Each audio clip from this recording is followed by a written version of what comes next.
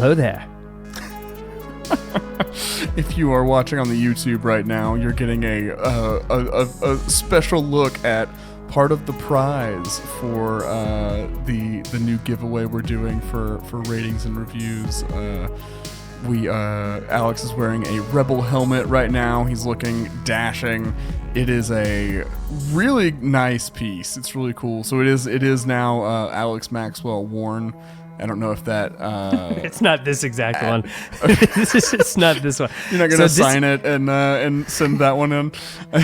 maybe if we need an extra boost, I could do that. But no, this is Alex's very own headlights. This is actually Luke's helmet. They don't sell this one anymore, but they sell like more... I think it's Big's Darklighter helmet, which is actually kind of cooler because like I feel like everyone has this one. Yeah, not a ton of people have the Big's one. And Luke does so much, but like Big's his one thing is the trench run, you know, before RIP he bites it. But yeah, we're gonna be we're opening up our new giveaway contest. We're gonna be getting into the rules and everything about that. We're gonna be giving you the secret passphrase. This is Andor season, so let's keep it espionage centric. I wonder what it could be, Mac. Who knows? But I guess you'll have to listen to the whole episode to find out, or you can fast forward, I guess. But where's the fun in that? Right. Yeah, but other than the giveaway and everything, Alex, this is a big one. We are bringing home our Andor rewatch, our Rix Road to Andor Season 2. This is the final episode. We're rounding down with number 12 of Season 1, which is actually titled Rix Road. So really, this has been Rix Road to Rix Road, I think. We finally made it. And like, dude, I'm getting more and more excited for Season 2 the closer we get. Like, by the time this podcast comes out, it's April 1st, right? Yep. And this is everything we're saying is no April Fool's joke, by the way, like with the contest. It's all legitimate. It just happens to fall on April 1st. We're sorry about that. But it is for real. It is I don't think we're celebrating April Fool's Day in any ways. We don't celebrate that. No. You know what? Cuz we would never try to fool you, the listener. No. Of course we respect you too much for that. We do. Obviously, look at me. But here's the deal. Listen. It is the month of Andor. It's the month of our birthday for the podcast. Yeah. Like we started this podcast 6 years ago in April, which is insane to me. Actually, no, 7? Was it 7 years ago, actually? I don't know. Somebody will probably have to tell us. I always get informed of all these things by listeners and stuff like that. You don't have this on your calendar? No, I didn't set my alarm for the podcast birthday. I probably should have, but no. So yeah, it's been 6 years since we've been a podcast as first the Mandalorian Watch and now Children of the Watch to cover all the Star Wars television shows, including Andor Season 2 coming this month. We are so incredibly excited about it, and we want you guys in on the journey with us. One thing that you can do to help us out as a podcast is just tell your friends about us. Share the show. Let it play on every podcast app that you have, even some of the ones that you don't have, and then also just find it on YouTube and let it play. You can see me and a Rebel helmet as I podcast. I think what Alex means to say is actually let everybody that you know that like Star Wars and will be watching the show, let them know about the podcast, just because we want as many actual voices around the conversation and everything as possible. But it's about to be game time with Andor Season 2, so make sure that if there's anybody you would like to be able to watch Andor Season 2 with but maybe can't, give them the podcast. It's a great way to get connected over the show. So I think that's a lot of the business. Again, look for that the rules for the giveaway and everything at the end of this episode. But I don't think we should delay any further. I think we should get into episode 12, Rix Road, the finale of Andor Season 1 and our Andor Season 1 rewatch. Yeah, let's do it. So He's Mac Lacey. I'm Alex Maxwell. Oh, yeah. Let's jump into this. Okay. All right. So Rix Road, director Benjamin Caron and writer Tony Gilroy. I got to say, the opening music for this episode in particular, haunting. It's kind of like a dirge.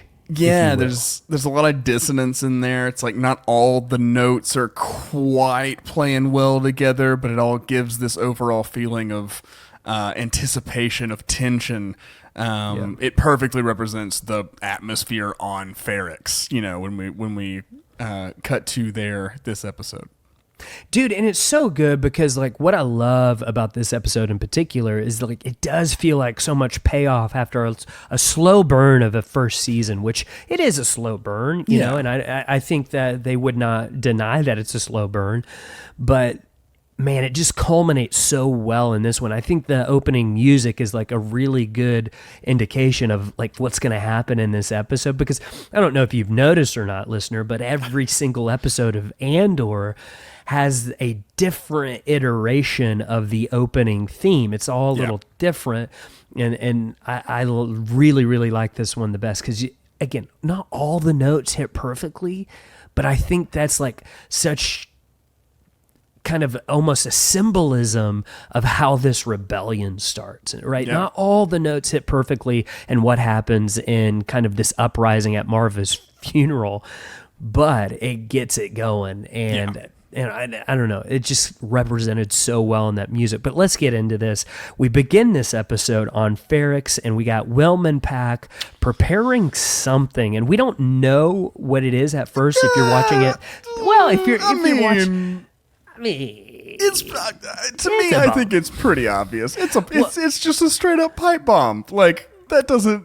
Nothing else could be happening in that room other than somebody building a bomb, I think. Of course. I mean, of course, I was aware of this the entire time, and was not confused the first time that I watched this. But yes, I knew this as well.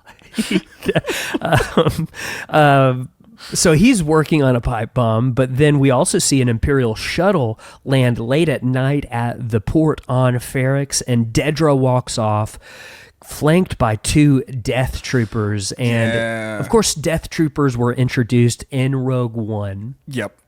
And we get them here too.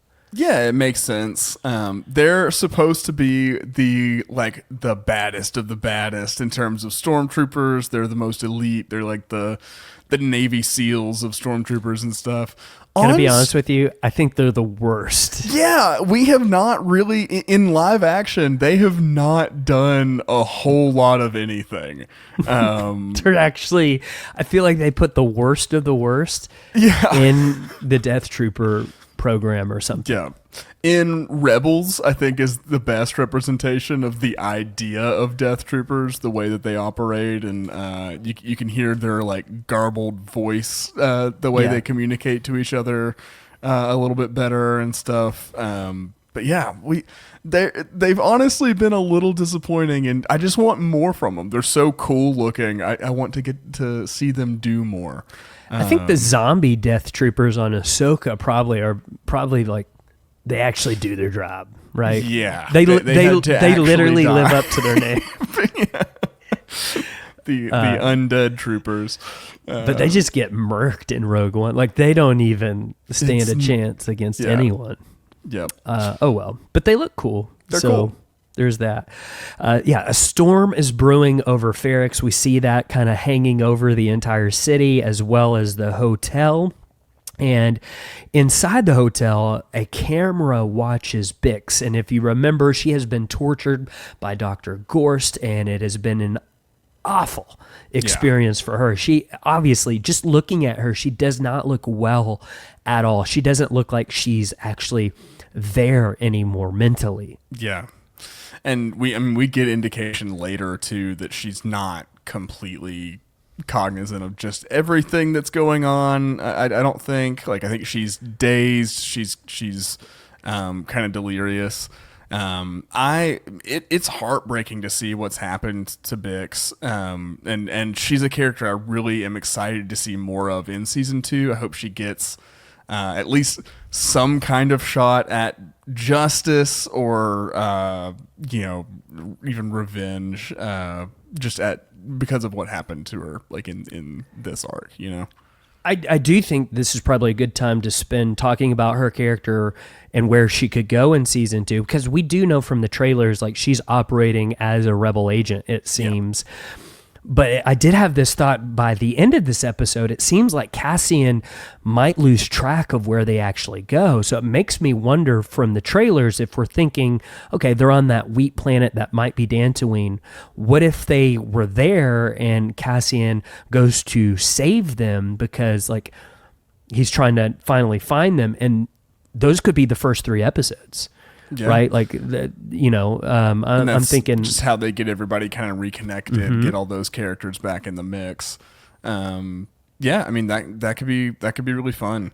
I'd love to see like her and Brasso kind of like forming their own little rebel cell. That's not like almost kind of like the Ghost crew. It's just this one little crew that's linked up to the larger network, because I could see them doing sourcing parts and doing scavenging stuff for the rebellion. I think they'd be a great or even way for feeding them to, the rebellion, maybe. Yeah, I mean, if this is definitely looking like a bread bowl type planet with all the wheat like vegetation and everything, and if it is Dantooine, that's kind of its traditional function. The bread bowl of the galaxy. But to go a little further on the speculation with Bix, because that's what we do on this podcast. We love to speculate, sometimes irresponsibly. I'm wondering, though, if, like, okay, she maybe, they get saved from whatever planet that is. Maybe it's Dantooine. And they join the larger Rebel Alliance, and she starts acting as a Rebel agent with Cassian. We see that in the trailer of them doing things together, making things explode. Maybe it looks like on Coruscant even. I wonder, though, if there's going to be a moment where all of that torture that happened to her flashes back in a moment where it's like it really needs to be a covert operation, and she has to make a choice of, like, am I going to make this much bigger than it needs to be right now to get my revenge, or am I going to keep it on the down low and, like, and tamp that down? Yeah. And I could see that being a struggle maybe for her character. Yeah, for sure. I think every single one of the characters in season 1 has played some kind of role in the study of either the different ways rebellion happens or the different ways that the oppressor operates, right? Yeah. And there's been distinct thematic kind of roles applied to different people. I think about Nemec with his, manifesto and everything. He's kind of the idealistic inspiration for everything. And then you've got Luthen, who's almost the opposite. He's making everything happen, but he's forsaken his ideals and everything like that. So I can't wait to see what conflicts that Bix ends up getting to deal with and kind of represent as, her facet of what the rebellion looks like. Dude, I can't wait. And it's just in 22 days now at this point, which is exciting. Man, soak it in, guys, because it's going to be here and then over before you know it, and then we'll have to wait until the Mandalorian Grogu. So Dedra makes her presence known in the hotel, but wants Corv to be the one to escort her around town. And then we cut to the shop where Willman continues to work on his bomb as a hollow of his father watches on. Yeah, we saw him get taken away and presumably hung and stuff. Earlier in the season. And we also see Willman on that wheat planet with Brasso and Bix in season 2. So I think he's going to be kind of a bigger character in season 2. To be honest with you, I could see him kind of filling Nemec's shoes in like a more jaded, way, right? But he's that youthful anger, the drive behind things. From a spiritual level. Yes. And then after a late shift, Zan waits for Brasso to tell him the news that Cassian made contact. So if you remember the end of the last episode, Cassian actually called, and it was Zanwan shipping. He's the guy who's in charge of that, who picked up and informed him that his mother was dead. And he's like the only one that knows Cassian is actually reaching out and planning to be there. And so he waits around to tell Brasso the news, and Brasso warns him not to tell anyone. And here's the thing. You see Nurchi lurking in the background listening, and if you remember from the first 3 episodes, he kind of has it out for Cassian. And so from the get-go, like, this is not going to end well, because he's trying to get whatever information on Cassian so he can get in the good graces of the Empire on the planet. And so it's just not a good situation brewing here. And fomenting, you could say. Pockets fomenting. There's fomenting happening in pockets around the galaxy. I just imagine some kind of snack in pockets, in people's pockets. We could call them hot pockets. Corv escorts a hooded Dedra through the streets of Ferrix as Cinta follows from behind. And then we cut to Willman continuing to put the bomb together, seemingly putting in the last piece. And then at the local bar, Nurchi says that he can't stop thinking about the Marva situation, about how bad it must feel for Brasso to place the stone and not Cassian. And he's trying to draw that out of Zan, because he knows that Zan knows something about Cassian, the way he was talking with Brasso. Right. But he plays it off pretty smart, to be honest with you. He's like, I don't want to know. But yeah, he's buying him drinks. And this is like how the espionage is happening on the Empire's side, right? I'm assuming he's got some kind of deal cut, or the Empire's offering information or a reward for that information. But yeah, I like how he covers for that, and like, no, hey man, I don't want to know, after he gets just enough to confirm what he already suspects. If Nurchi had gotten to live a little longer, he's pretty good. Could have ended up being a good player in this whole information war thing. I think he would have been a good asset for the ISB for sure. I mean, I think like this was actually a really smart play of like playing it off like, oh, please, I don't want to know.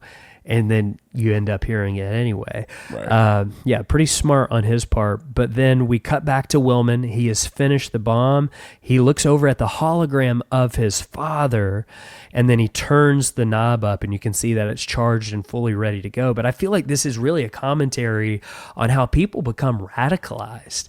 And this is the process, right? He saw what happened to his father, and so he feels like this is the only option he has to fight back and make a statement of like, what you did is not okay to me and my family. Yeah, I mean, it's the tree remembers, the axe forgets, The Empire it didn't even phase them. It probably didn't even make a blip on their records, what they did to his father. But that was his whole world was changed, Willman's whole world. And so, the stakes are just so much different in that regard. And, obviously, like, I don't condone random bombings and things like that. That's not great. But you understand where he's coming from. Yeah, right. Like, you understand the rage and like the feeling of not having any power. So you just have to lash out in whatever way you can to make your existence validated at that point. Like almost, it's. Yeah, you feel for him, even if this is a misguided way to go about it, Sure. And then we obviously will see the results of what happens with this bomb and how it makes things get much, much bigger. It's interesting. And then we cut to Coruscant, and in a speeder, Mon unbuttons her tunic as she waits for Perrin outside of a club. She takes a deep breath, and he finally enters, and Perrin wonders if Mon was going to leave him behind, and after that, she asks for some privacy from the driver. Of course, the driver has been an informant for the ISB. He has been listening to every conversation, and Mon Mothma has figured that out, and she is playing the system like an expert here. I love this scene, even though it feels very icky, right? Like, it feels like, wow, the good guys are having to get their hands dirty too, right? Right. Well, because it's At the very least, she's blaming her husband for something that she doesn't have any, like, particular evidence for in this regard, right? At the worst, she is pinning like financial crimes on him, without making it seem like she knows what's going on. It's just another instance where she's had to sacrifice her home life and like what this could mean for the dynamic between her and her husband, in order to cover for what she's doing with the rebellion. Because this is obviously to throw everybody off of the scent, right, of, it's to make it look like the reason why the Mon Mothma funds are moving around in a weird way is that Perrin's gambling with it. But, it's brilliant. It's brilliant, but like you said, it's messy. It feels icky. It feels a little icky. Yeah, but it's, the kind of the resounding or, recurring theme of the show is that the good guys have to get their hands dirty and do some things that on the surface they've got to struggle with themselves, to get what needs to be done. And I'm interested to see if this plays into season 2 at all, like this particular story beat, because I had forgotten that she had accused Perrin of gambling again and throwing the scent on him in terms of he's the one that took the 400,000 credits from the family accounts to continue his gambling habit. And I don't think that he is actually gambling again. No, and I don't think Mon Mothma thinks that or anything. No, but she's using it.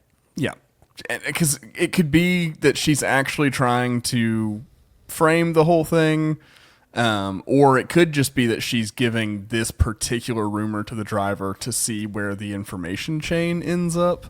It's like Tyrion telling different advisors almost the same story, but changing a detail to see which detail got back to Cersei and everything. I think a similar thing could be happening in this. This is very much a Game of Thrones thing that's going on here. And this entire show, honestly, is the most Game of Thrones of any Star Wars that we've ever seen. It doesn't hurt that it has like half the Game of Thrones cast in it as well. There could be something to that. Yeah, so this is how she's going to explain the missing funds. She's going to pin it on her husband, and he tries to defend himself. He's like, whoever is telling you this, they're wrong. Stop right now. We'll go talk to him. I will go talk to them. Someone's manipulating you. And I do feel, again, you got to read Reign of Empire. Perrin isn't all that he seems to be from just our initial viewing of him. I think there is a little bit of humanity in him. Yeah. And this could potentially like end their marriage, obviously, if he finds out like, oh, wait a second, you were doing what? Yeah. So the stakes are going way up. But it's just another way where her personal life is on the line for this whole, political game. And I really do like that she says, well, if you're going to do it, go to Canto Bight and do it. Don't do it here in front of everyone. So a little, mention to Canto Bight I thought was really, really cool there too. Yeah, for sure. And that's also just a very, it reminds me of The Sopranos or something like that, where that is like this type of character at this level of society. I think in movies and TV we see them doing that kind of thing often. Like, I'm not mad about whatever you're doing. I'm mad that you were like open about it, indiscreet, and I think that kind of thing. Yeah. So I don't know. It makes a lot of sense. I think she's putting on a great act for the driver. Mon Mothma was one of the best ones to play the game in my book. Yeah, and she is now fully playing the game. Yeah, this is her fully committing to it, and I feel like this is a major step for her character to get further into the rebellion, because she's been kind of hesitant to get in fully, and I feel like this is the first step to, okay, I'm playing the game now. Yeah, For sure. So then we come back to Ferrix as Vel waits for Cinta, and Cinta quickly informs her of the situation, and she tells her that Dedra is here, and they're getting ready for Andor arriving. And so they know that everyone is kind of converging on Ferrix, and it reminds me of that title of Everything That Rises Must Converge, and that is so true in this situation of everyone is really there for Cassian, and they're just waiting to see if he shows up so they can all kill him. Yeah, yeah. Everyone's there for different reasons. They all involve Cassian Andor being dead. So, truly not not the nest of vipers you want to be walking into if you're Cassian. Yeah, if I were him, I don't think I'd go back, but you got to. Vel wants to slow down and asks Cinta to move away from the window. She's mad that, like, hey, you cannot get your head out of the mission and stuff to acknowledge, like, the personal dynamic here. Like, right. It's almost the opposite of Mon Mothma's problem, where it's two separate instead of all blending together. Right. And then in the darkness of the early morning, we see Cassian sulking in the empty streets, and he stops by Clem's stone. If you remember, when people die on Ferrix, their body gets turned to ash and then gets mixed into brick, and then they get placed somewhere in Ferrix, which is actually kind of a cool tradition. Yeah. And he stops by Clem's, his adoptive dad's stone, kind of runs his hands over it, and then we hear the man who sees everything is more blessed than cursed, and he says that from his memories, and we flash back, and Clem is showing him how to clean old broken down equipment and how to take care of things like that, not just throw them away. Most people look past those type of things. He goes on to say people don't look past the rust. Eyes open, possibilities everywhere. And so he's kind of taking those lessons he learned about, hey, look for equipment. This is a good way to get money and help yourself survive. There's so much to be seen here that most people don't just look at, and they just walk by every day, but we see potential in these things. Yeah. I think he's taking that lesson and now going to apply it to other things, maybe more in the people business instead of just equipment. That's absolutely what he's, and I think Clem was trying to impart lessons about life and people by, using the kind of the object lesson of the parts and everything. But it's, this show's kind of about, the whole time that Cassian's been going through all this stuff, he's been on Aldani, he's been in Narkina 5, all this stuff. He's had to look around him and find the good in people and bring that out. And that's something that he in particular has kind of shown, affinity for and everything through the season. It's him, looking past the initial rough edges and the things that may not fit together right now, and looking to the core of things and seeing how it can work, if just given a little TLC and a little care and implemented strategically and everything. And I think if you apply that to people, that's the solution to the problems the rebellion faces right now, right? You've got Luthen and Saw on very different pages, unable to work, unable to work together, and seemingly like their ideologies are not fitting together. They're clashing and stuff like that. I think Cassian, his superpower is that he can look through all that and he can lead and inspire everyone to work together, even in the face of so much adversity.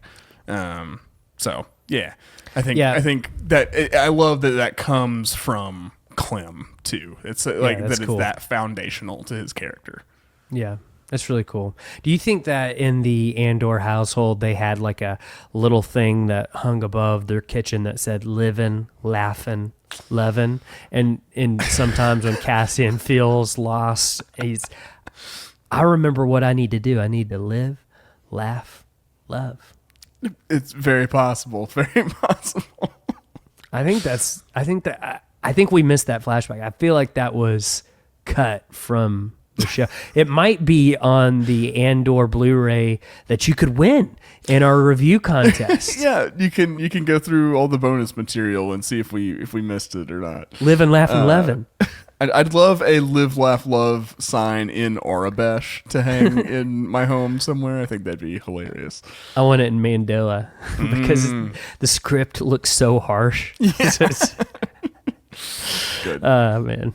Yeah, so he continues towards Bix's garage when he's stopped by two Corellian hounds. These guys you don't want to mess with. They do not look friendly. No. Pelga comes out to confront him, but realizes who it is. They embrace, and he apologizes about his mom. And through Pelga, he learns about what happened to Bix. So in the hotel, she struggles to stay warm, she being Bix, that is, as we begin to hear Nemik's words from his manifesto.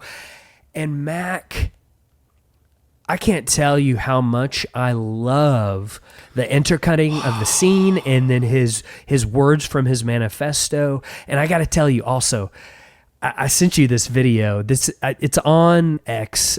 Yeah, it probably is on TikTok too. But Mace Windu, if you follow him, he put together a really, really good video where he put Nemik's manifesto words and everything that he said over the ending of Return of the Jedi, and it works perfectly. It's amazing, and it's really inspiring when you think when you see how the seeds of rebellion start and then grow into what we see at the end of Return of the Jedi and everything. Yeah.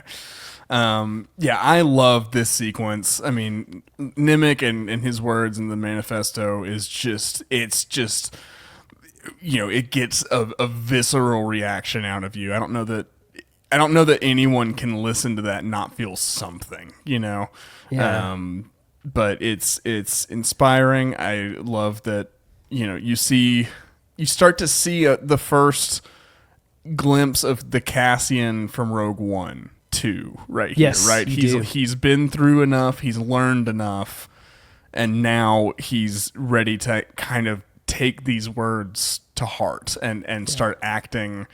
I think that he makes his choice here. Like, he knows where he wants to end up. He knows what he wants to give his life fighting for. It's just a powerful sequence. Yeah, and I think he's going into this thinking he's probably going to die, but I'm going to go save my friend anyway. Right. Like, this is my small act of insurrection that I can do, and that's saving Bix from the Empire. And I think that's his only thought right now. And then when he survives, it's like, oh, wait now this is, and I've got to go find Luthen, I guess. Yeah. So I would like to read his manifesto because there are some lines in here that like, oh, interesting. Yeah. So I'm gonna start with it, and then you can interrupt me at any point. But it starts with, remember that the frontier of the rebellion is everywhere, and even the smallest act of insurrection pushes our lines forward. I love that line in particular. And we get to see so many examples of those small acts of insurrection in this episode in particular, right? You get Cassian saving Bix. You get Marva just recording a speech and getting her honest, real thoughts out there and communicating that. You get, there's just all kinds of things. Brasso, helping out and getting everybody out and evacuated, and you get to see all those little acts of insurrection that are building to a major effect. Dude, it's so good. Yeah. It's so good. And then he goes on to say, and then remember this, the Imperial need for control is so desperate because it is so unnatural. Tyranny requires constant effort. It breaks. It leaks. Authority is brittle. Yeah. Oppression is the mask of fear. And that is the title of the first Reign of Empire book that we're reading in our book club right now over on our Patreon. So I thought that was cool because I didn't even realize that until he said it again. I was like, oh, that's the title of the book. He said the thing. He said the thing. We're the Walking Dead. I get it. But again, everything that he's saying is so true of the need for control is so unnatural, and it's going to break at one point because you can't really do it well, right? And then he goes on to say, remember that, and remember this, the day will come when all these skirmishes and battles, these moments of defiance, will have flooded the banks of the Empire's authority, and then there will be one too many. One single thing will break the siege. Remember this. Try. And you've got to think that these words were going through Cassian's mind when Jen said everything that she says in Rogue One and decides to go off by herself. And he's like, I'm with you in. Because I've heard this before and you're totally right. And you got to think, like, did he even play this a little bit on the trip over to Scarif, in hyperspace? Did he have this playing just over and over again? Because like that would pump me up to go fight in Scarif. Yeah, for sure. But yeah, just the image of him like completing his mission on Scarif and it being kind of the one single thing that ended up putting the flood over the top. It's powerful, but dude, just it's so good. It's just so good. Like it's hard to complain about a single thing in this episode.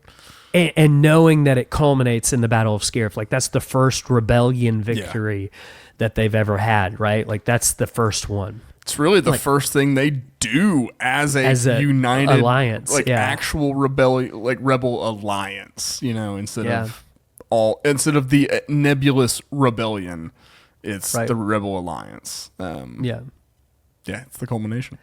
I guess we don't count Lothal because no one really knew about it because Imperial propaganda. But here's the thing, though. I think the Rogue One space battle is the best space battle in all of Star Wars. Absolutely. I'm right there with you. Like Return of the Jedi is hard to beat. It's great. Revenge of the Sith, that opening, amazing. New Hope, great. New Hope. Oh, I mean, the trench run. Come on. Yeah. But like there's something about that Rogue One space battle that ooh, so good, dude. When give me a hammerhead Corvette. Oh, dude, I was so pumped whenever I saw that because it's like, it's Knights of the Old Republic. Yeah, dude, it was so good. Just everything about it. When they jump in and that view of all the ships just popping in. Whew, yeah. Oh, yeah. Chills. So, yeah, he's saying this speech and we get this montage of different scenes as he's saying the speech. We get one of Luthen standing in the barren landscape of Ferrix looking like a 19th century painting. As he looks down at Ferrix, he's looking good. In his ship, Cassian listens to Nemik's words as the storm rages outside. And as Cassian looks out, the music crescendos. And then we cut later to that morning. The ISB and the Imperials discuss the plan to trap Cassian. It's very reminiscent of the first 3 episodes when Preox Morlana is doing the exact same thing. Yeah. This is just on a much bigger scale. I think that's intentional too. I think that's supposed to kind of be, it's poetry. It rhymes. Yeah. It's reminding us how things start and how far we've come, but how nothing really has changed yet, Yeah, they're the same still. And then on Coruscant, we are at the ISB headquarters as Mon's driver describes the conversation that Mon Mothma and Perrin had, and he's explaining it to Blevins, who is kind of the foil to Dedra in a way. So he's keeping tabs on Mon Mothma, but there is clapping in the background, and another ISB agent stops saying, Krieger, they're missing it. And then they go into the big circle room where all the ISB agents meet, and they're super excited because they absolutely slaughtered Anto Krieger and his rebels, and they just walked right into it. And we see this is the result of all the conversations that Luthen is having behind the scenes, a galaxy away almost, It's kind of brutal how you see those little, like just a few words resulted in this much bloodshed. But then you also understand kind of why it had to happen. Because Luthen has to kind of keep being out there so he can keep the rebellion going. Axis.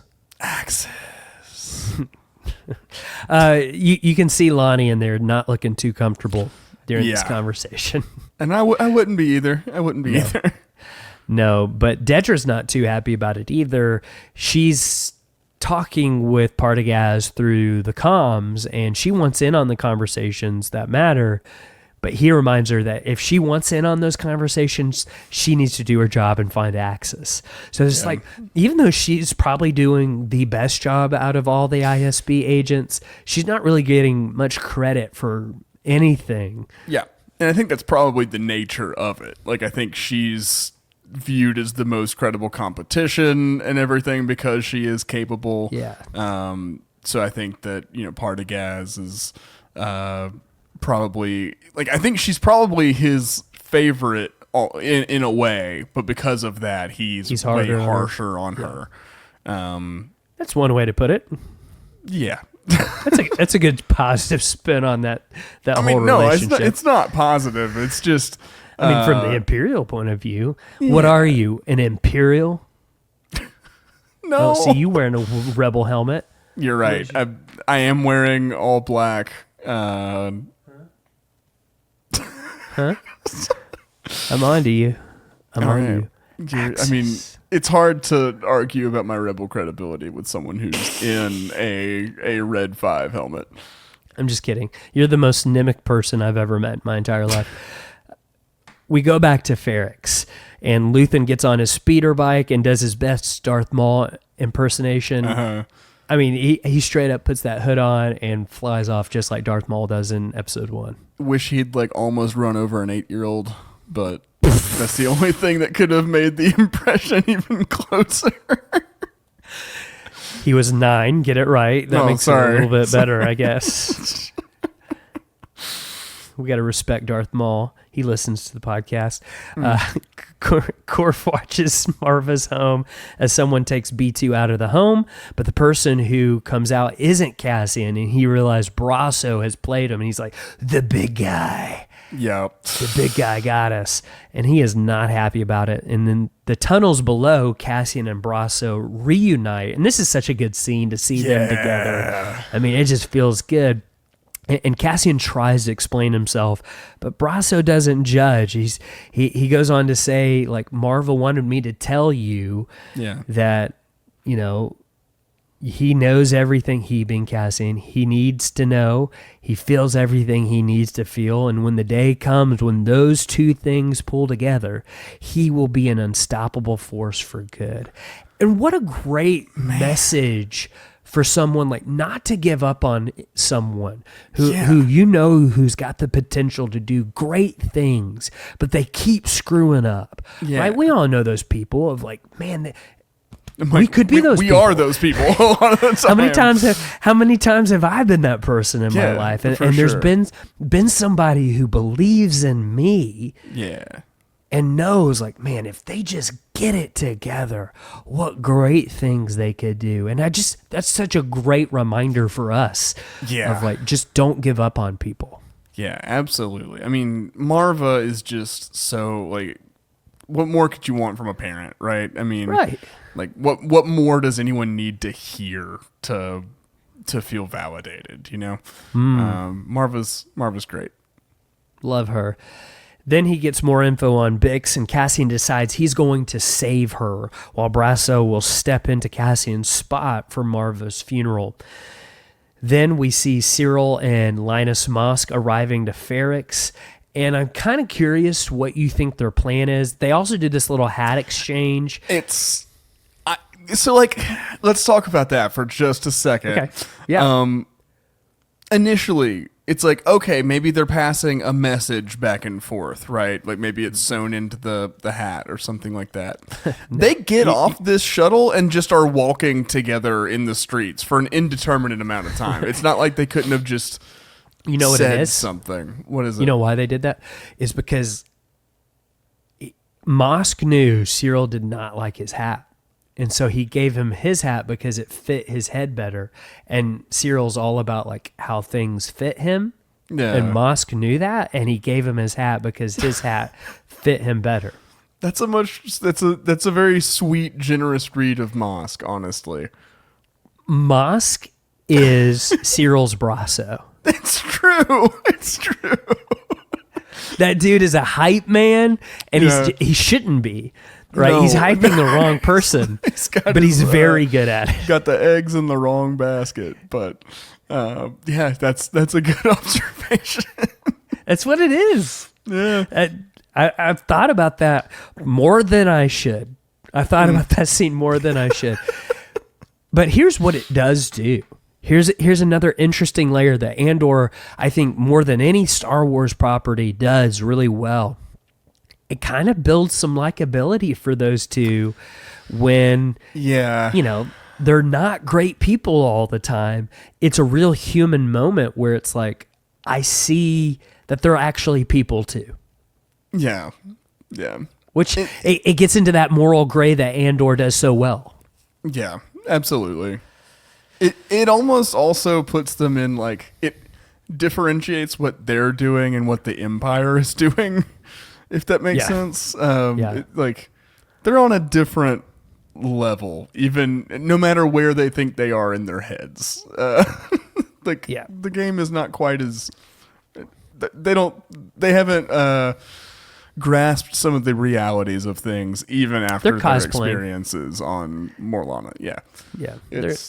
They think they're big shots, and then we cut back to Cassian as he goes up to a tower to spy on what's going on, and Nurchi finds out where he is.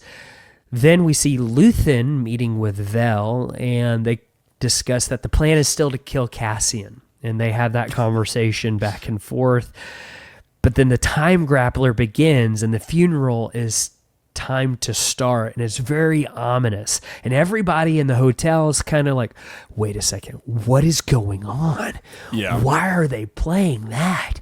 It's like they're so shocked that the thing that they're allowing is now starting. I mean, I don't know that they got all the details on just how ominous this was gonna be. This is like, the people of Ferrix know how to show strength in numbers and things like that they can really set a tone in a street. Let me tell you that. This is not the Macy's Thanksgiving Day Parade. No. And it's not even like a New Orleans funeral parade, as I was led to believe by the brass band warming up. It ends up being so much more ominous. It is. I kind of hope my funeral is like this, to be honest with you. I hope my funeral causes a riot. I mean, who doesn't want that from their funeral? They walk down the streets of my town, stop in the center. I pop up on a video screen. Somebody lets off a bomb. I'm just kidding. I don't want that to happen. Legally speaking, we were joking. Just for legal purposes, we need to get that on record. We're just joking. Okay. All right. So they begin marching out, and literally everyone starts following. The entire town is coming to this funeral. And I think you're right. Like, the Empire wasn't thinking everybody's coming. Yeah. And they didn't know it was going to sound this creepy, I think. Like, for them. It's right. I think it's really respectful and gives, the proper gravity to the event and everything for the people of Ferrix. But it's you don't want to hear that when you're the Empire, I think. No, I don't think so either.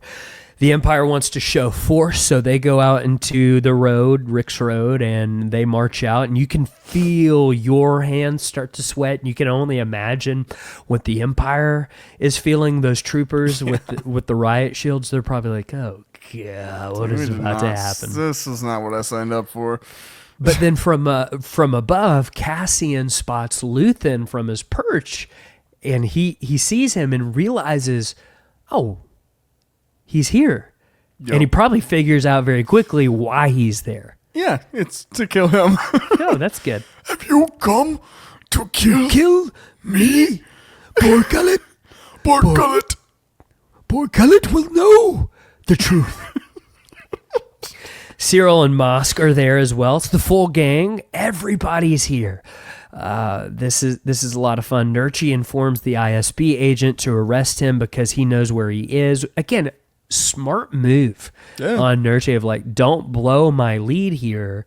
Right. Act like I'm one of the dudes getting fired up and just arrest me so I can go and give you all the information. Right. He's kind of good at this. He's like he would have been a good asset for the Empire going forward.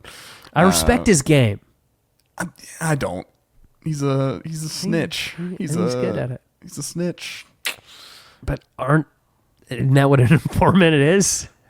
Yeah, but he's just for the Empire. Like, right, I know. If you're snitching on the Empire, that's great. Yeah, like to the rebellion, that's great. You're not a snitch at that. You're an informant at that point. That's an informant. Yeah. Okay. If you're if you're going behind the rebellion's back and talking to the Empire, you're a snitch then, or a narc. Also, is that what it is? We'll also accept narc. Brasso carries out the brick, and B2 follows him very somberly. The music starts to pick up as they get to Rix Road, and here we go. They start marching a little faster, and you can just feel the tension rising as you're watching the episode. You're like, oh my God, what is about to happen here? And man, it's just so good. It's fomenting. It is fomenting. It's heartbreaking when like you've got the people start doing the stone and sky chant, and Bix even is hearing that coming through the cell window and is following along as best she can. Still feeling connected to her people and everything. It's a powerful moment. It is so good. Yeah, and so Cassian sneaks into the hotel prison as they're doing that stone and sky chant outside, and then B2 stops, turns around, and shoots out a giant hologram of Marva, and that's when she begins her incredible speech. She gives her own eulogy here. But it's more than that. It's like talking about her place in the legacy of Ferrix and how she's been inspired by everyone who's gone before her, and how she now, even more than like trying to be remembered fondly or have good last words or anything like that, she just genuinely wants to inspire people because she sees something wrong with things on Ferrix, and she believes that people can change that. So that's what she wants her dying voice to be saying is try. Like Nemec said, remember this, try. Yeah. That's very much the same spirit of what she says. Man, Marva, I think, is one of the most moving and touching characters in all of Star Wars for me. She's just, you immediately, she's got that kind of like grandma energy that you're immediately like endeared to and everything, but she's just so, but she's so like stalwart in her purpose and what she's about and her values. And she's your grandma that smokes cigarettes. Right? Yeah. Like, that's her. No, that's a good description. Yeah. Don't mess with her. No. Like she's armed and dangerous. Yes, she is.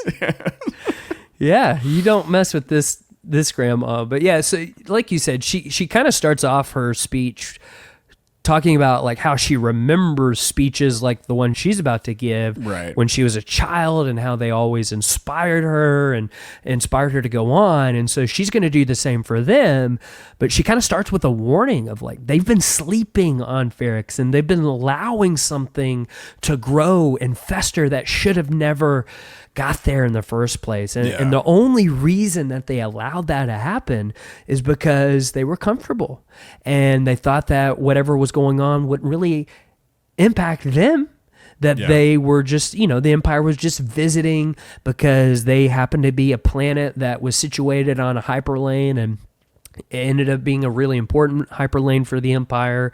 And so they used Ferrix, and they thought that was okay because it was mutually beneficial for a time. But then after a while, they started to realize, oh, they're not leaving. And in fact, they're here to stay and change things like a disease, like rust. And I like that she uses that parallel of rust, because obviously on a planet like Ferrix, that's a really good analogy, right? Where it feels like rust is everywhere. But she goes on to say, because we've had each other, we've ignored everything. We had Ferrix, but we were sleeping. I've been sleeping, and I've been turning away from the truth I didn't want to face.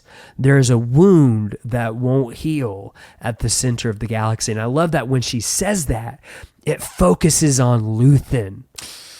What do you think that means? Does that indicate anything to us?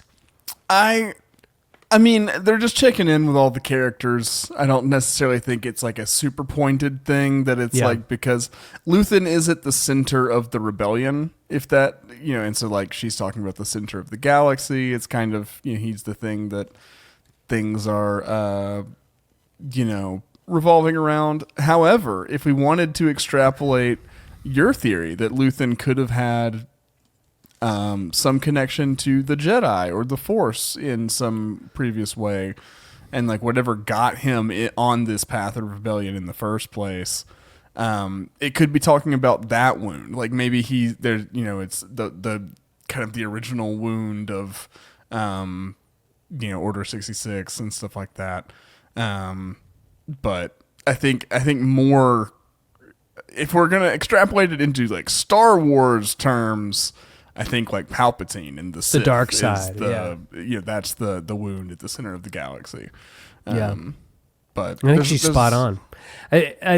She's totally spot on with what she's saying. And what I love is, like, probably to someone like Luthen, Marva, just from what we know of Luthen, it seems like his background is a lot like Perrin and Mon Mothma, is wealthy, probably someone affluent, and would not interact with people like this on a regular basis. And so for it to be Marva who's saying these words, I feel like it is impacting maybe the way that he has been operating, and maybe he's starting to realize maybe we can't just be in the shadows as much anymore. Yeah.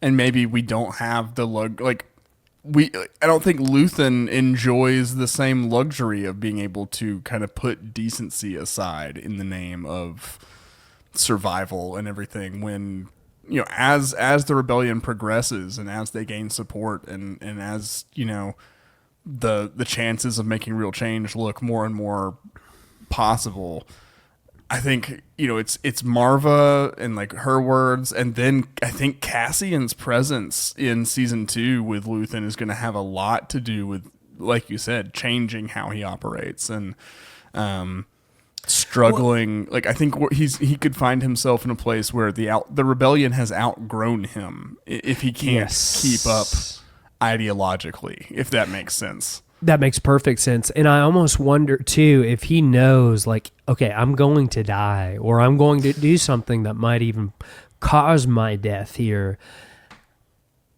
Knowing who Marva is, just based on this speech, exactly who she is. Oh, yeah. She's the person who raised Cassian. I'm wondering if he's starting to think Cassian's a great person to maybe take on the mantle, like you had talked about before, of the rebellion is just someone passing the baton to someone else. Yeah. I'm wondering if Luthen will start to think, and we might see this play out in season 2, it's time to pass the baton on to Cassian. Yeah. I would not be surprised if we saw Luthen pass in the first arc or 2 of season 2. Simply because I want as much Luthen as possible. I want him to make it to the end of the season if possible. But he's not around in Rogue One. I feel like he would be around the table with Mon Mothma and Bail Organa and everybody if he was still around, right?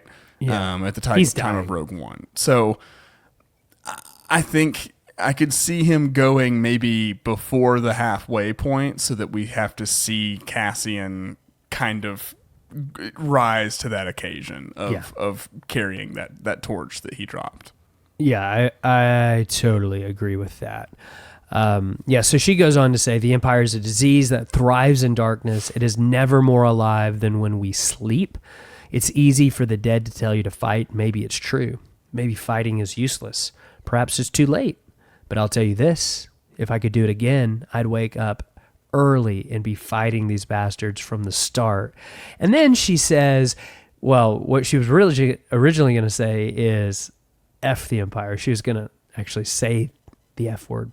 But Disney was like, let's not do that. Let's not do that. Let's put fight the Empire. And I'm going to be honest with you. I much prefer fight the Empire because it's a call to action. Yeah. I guess the other one is too. But I mean, like, I think fight the Empire is great for. I think if it was the other term, it would probably be distracting in and of itself, just because we haven't had that in Star Wars before and stuff like that. Yeah.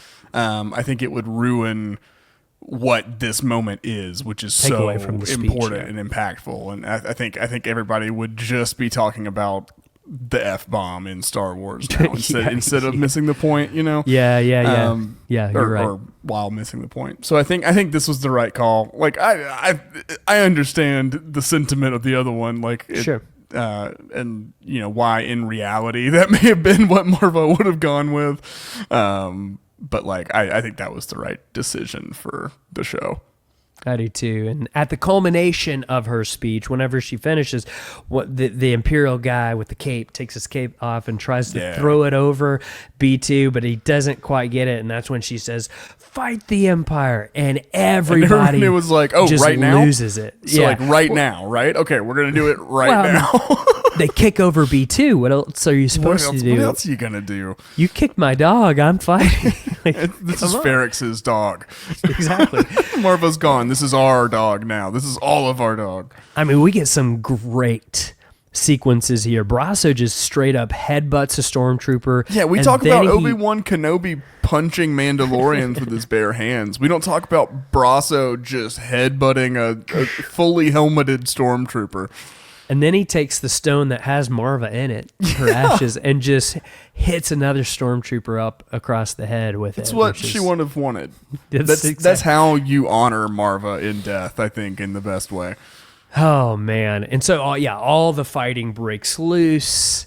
Eventually, Willman gets a little more like panicked and takes out his pipe bomb, throws it. Well, then that box of grenades falls out. They all start exploding, and that's when things get super real. Stormtroopers start firing into the crowd. Dedra's there, and she totally gets overwhelmed by everybody. And lo and behold, who sees it? Cyril Karn sees it. Of course he does. But we'll come back to that in just a second. For Luthen, I want to talk about Luthen in this scene. I think he realizes this is no longer a cloak and dagger operation. This is like happening now. This is not something that we just do from the shadows. Like, it is breaking out here on Ferrix, and if it's breaking out here, it's going to start breaking out everywhere. Yeah, the theoretical, hypothetical stage of all of this has passed. Like, boots are on the ground, real. Like, it's war now. It's not just this Cold War type thing. Like, actual blows are being thrown. And you have to wonder if he's going to be impacted at all in season 2 of realizing like real people are getting affected by this. Like, is he gonna care? Because he has now like seen this with his eyes. Yeah. Because it's obviously affecting Dedra. Like, when she sees this happening, she freaks out because I don't think she really ever expected to have to get her hands dirty, right? She's more of a behind the scenes, I'm operating, and I imagine these things happening, but now that people are overwhelming me and I'm going to be crushed to death, this isn't as fun as it used to be. And that's a brutal shot for her, like a brutal sequence. Like, as much as we don't like Dedra a lot of the time, I felt for her in that sequence. But yeah, I think it's everything you just said. It's things are not hypothetical. Things are real for everybody. Yeah. And but what you were also saying with yeah. Luthen having to kind of reconsider things after seeing the real effect of what rebellion does on or has on people. The Gorman massacre could be another brilliant stage to explore that same thing. To where if he has any different like thoughts or opinions going into it this go around, or if it's he's even more of an accelerationist. If he doubles down. Yeah. I feel like he's going to double down. I think that's kind of where he's going. I think that's maybe why he's not around by the time of Rogue One. I think he's going to double down. So Cinta then kills the ISB agent Corv, who found her out, and she just absolutely knifes this guy. He never had a chance. And she does it so well. She like positions herself so he falls into a home and shuts the door so his body's not laying there. And then later she's starting to pack up things with Vel, but I'm not so sure they get off right away because I feel like they're still on it in season 2 from what we see. And I wonder if when we see the sleds, they're breaking up the bricks on Ferrix, and we see kind of the destruction of Ferrix and like the punishment of Ferrix. From this scene, we see the fallout from that. Yeah, and that would be a very Empire thing to do, is like attack them in this big culturally significant way. Yeah. It's clear that we don't have the numbers and stuff to be able to fully suppress them. Let's try to crush their spirit a little bit. Yeah. I don't know if Vel and Cinta are gone or not. It all depends on how much is centered around Ferrix in season 2, I think. Yeah, I don't think it'll be much. Yeah. If we see Ferrix at all, I think it's just going to be that scene where we see it basically being destroyed for what happened here. Yeah. Which is sad, but so then we see Cyril save Dedra. He comes to her rescue, gets her out of there. I'm not going to lie. He does a pretty good job at it. And here's the thing. Here's the thing, Mac. He's like super confident in himself. Whereas in the past, we see him super hesitant, kind of shell-shocked, not really sure what to do. He's kind of awkward. Here, when he's saving his girl, nah. He's like Superman down there. Yeah, I just don't like it. It's still just super really creepy. stalker. I think it's like Dedra is more receptive to his shtick this go around because he did just literally save her from being trampled to death. And I think that does open you up to a person, probably. I would be open to anyone who saved me from dying. Like, I don't think it's because Cyril is like, he's the Mac now or anything. No, I mean that with a CK, not like my name. But it's funny too. She says something along the lines of like, "I didn't get to thank you," and he literally uses the Batman line. He says, "And you'll never have to." He even kind of has that little Christian Bale gruff to his voice when he says it. Yeah. And you'll never have to, Rachel. Where is he? Where are the drugs and the arrows?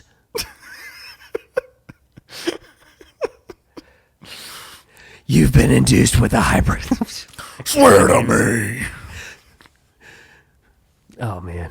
God. Got another one in you? I do, but I don't want to wake up my daughter. That's fair. That's fair. All right. Cassian manages to get Bix out, and he kills a death trooper while doing it.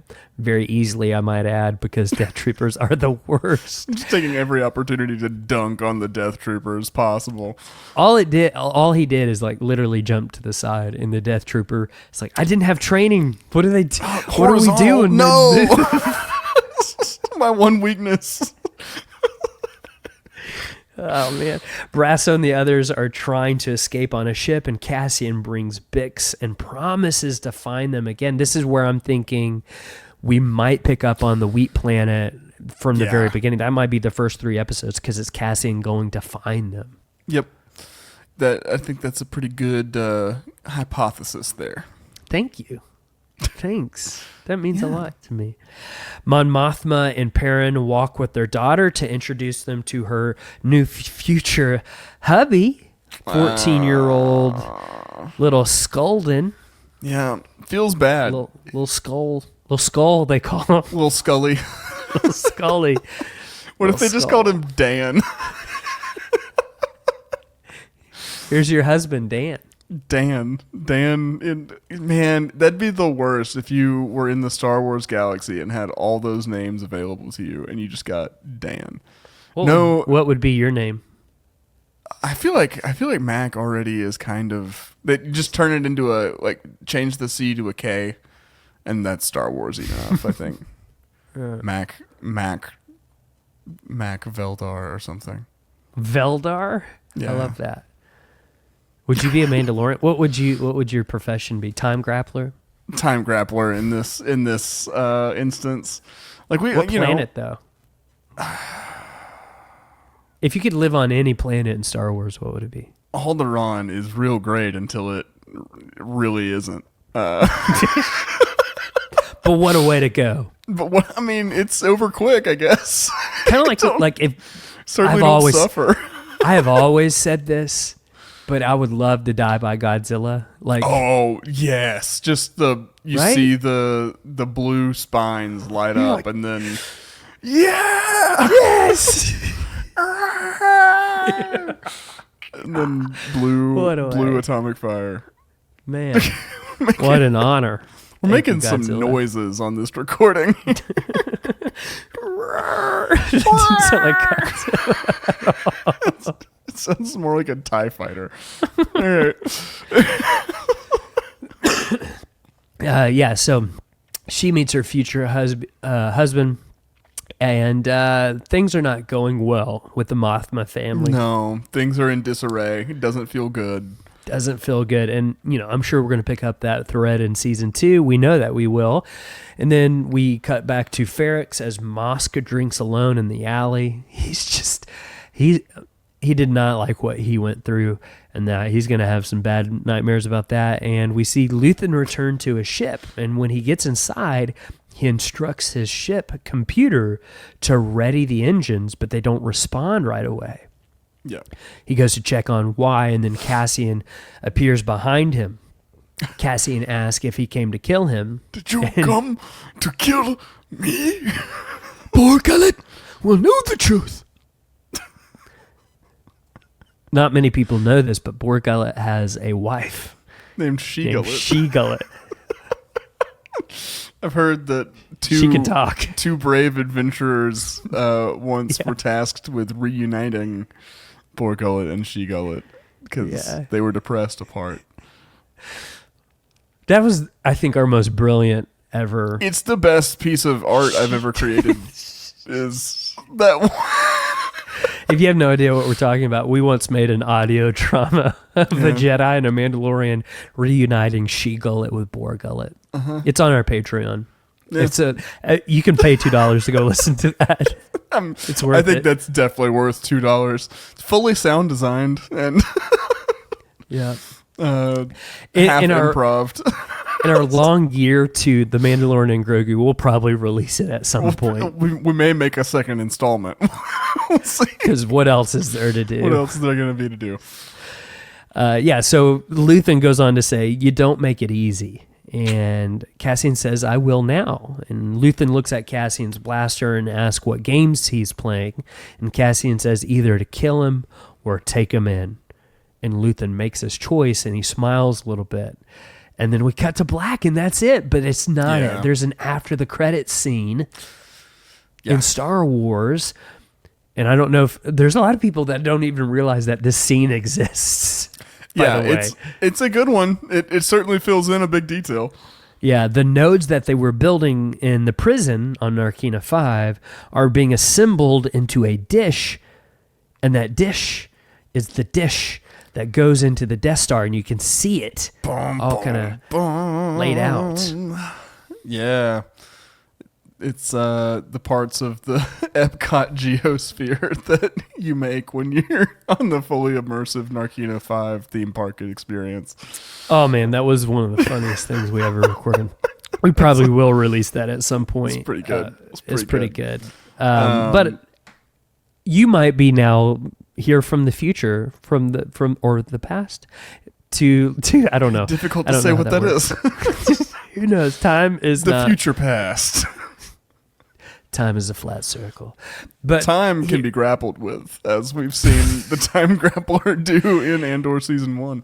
Okay, so here's the contest rules. So like our contests in the past, we want you to go to our Apple Podcast and give us a 5-star review and write one out as well. And the reason we really want you to do that is because it helps us in the algorithm. It gets us in front of more people, and we want as many people in on the fun for Andor Season 2 and beyond.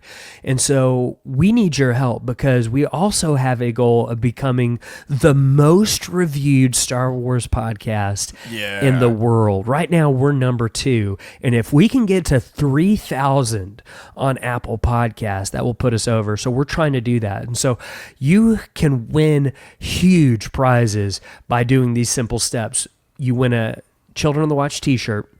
You win an Andor Season 2 Blu-ray set. Boom. And then you also get a Rebel helmet like I've been wearing in our YouTube stream if you want to go see it. But here's how you win. It's an Andor Season 1 Blu-ray. I'm sorry. Because it's the only one out right now.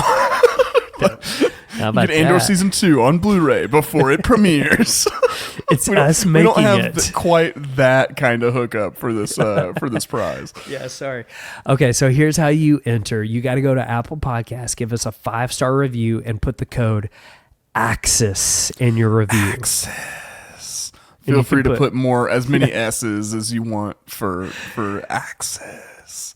Then screenshot that review as proof and send it to mandalorianwatch@gmail.com to get entered in. Now, if you have already reviewed, that's totally fine. You can edit your review to add the code word in Axis and screenshot that and email to mandalorianwatch@gmail.com to enter into the contest to win this. But here's what I will say. If you want to create multiple Apple accounts to go and review, I'm not even joking. We will allow up to 3 from the same person. So you can get 3 entries to do this. I don't know if we can. Yeah, we can. You can create multiple. To do that. Why? I think I don't know. Why not? I guess you could do that if you want. But no more than follow all of Apple's terms and conditions, whatever those are. I'm sure they would love more profiles being created. Because here's the deal. I know there's some people too who are, Android people who are firm Android. Android people are loyal people. It's true. And you probably don't have an Apple Podcast thing and you listen to this on Spotify. You could go make one just for this. And that'd be a huge, huge help. And here's the reason we choose Apple is because it's the one where the majority of our listeners are. Okay. Yeah. And it's the one that most people associate with podcasts. It's also the one where we can put code words in like this for our reviews. You can't do that on Spotify. Yeah. Yeah. So. But yeah, huge prize. Make sure you're entering into that. And then it'll be at the end of April, right? That we're announcing the winner. Yeah. End of April. Maybe we announce it on May 4th. I don't know. Maybe we'll see. We'll see when we announce it. But it's definitely running all the way through April. Yeah. So definitely do that starting now. And you can also steal your friends and family's phones to do the same thing. Sure. We encourage you to be a rebel spy and say, Axis. Axis. Also, while you're doing that, subscribe us to their... on their so feeds. We just start playing when they turn their cars on. That'd be ideal. Yes. Yeah. Well, Alex, this was so much fun. Loved doing our whole Andor rewatch, our Rix Road to season 2. But I've especially enjoyed talking about the finale, episode 12, and breaking that down with you.